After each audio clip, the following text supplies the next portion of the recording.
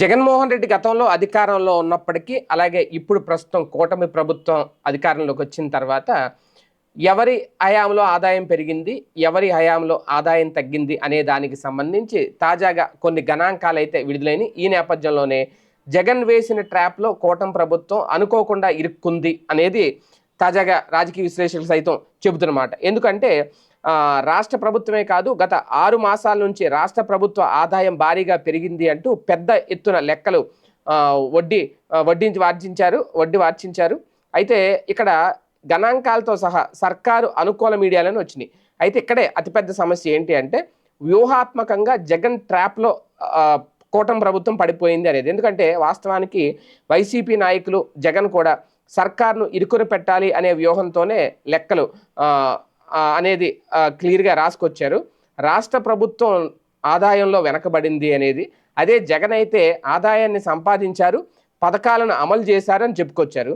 ఈ విషయం ప్రభుత్వం మౌనంగా ఉంటే సరిపోయేది. కానీ ఇక్కడే సంపద పెరిగిందని, జగన్ కంటే ఎక్కువ సంపాదన పెంచుతున్నామని కూడా చెప్పుకొచ్చారు. లెక్కల్లో కూడా భారీ ఆదాయం సంపాదించాం గత ఏడాదితో పోలిస్తే ఇప్పుడు అని చెప్పుకొచ్చారు.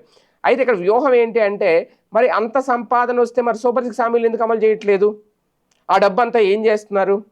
ఆ వచ్చిన ఆదాయాన్ని ఎటు మళ్లించేస్తున్నారు?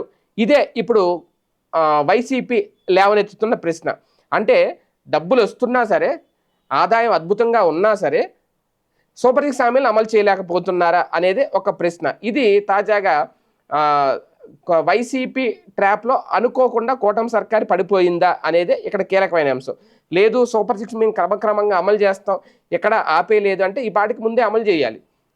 ఒక ఏడాది చాలామంది లాస్ అయిపోయారు ఇప్పటికే కొన్ని పథకాలకు సంబంధించి. ఇప్పుడు పింఛన్ విషయంలో ఏప్రిల్ నుంచే మేము 1000 రూపాయలు ఇచ్చేస్తాము అని చెప్పి 2000 ఇచ్చేసి 6000 ఇచ్చిన వాళ్ళు, 4000 ప్లస్ 2000 6000 ఇచ్చిన వాళ్ళు, మరి ఇప్పుడు ఈ 15,000 అమ్మఒడికి సంబంధించి, తల్లికి వందనానికి సంబంధించి మరి ముందు లాస్ట్ ఇయర్ కూడా ఇస్తారా? 2025 ఇప్పుడు 25, 26 కదా ఇప్పుడు అకాడమిక్ ఇయర్. నెక్స్ట్ మరి 24, 25 కూడా ఇస్తారా? ఇవ్వాలి కదా. ఒక అకాడమిక్ ఇయర్ అయిపోయింది కదా వీళ్ళు వచ్చిన తర్వాత. అది లాసే కదా ఒక రకంగా. 5 ఏళ్ళు పరిపాలన అంటే ఇప్పుడు ఒక ఏడాది అయిపోయింది, ఇంకా 4 ఏళ్ళు అంటే 4 టర్మ్స్ ఇస్తారు. మరి 5, 7 మాట ఏంటి? ఈ లెక్కలే అడుగుతున్నారు. ఏది ఏమైనా ఆదాయం పెరిగినప్పుడు సూపర్ 6 హామీలు ఎందుకు అమలు చేయలేదు అనే ప్రశ్న అయితే ఇప్పుడు వైసీపీ రేజ్ చేస్తోంది.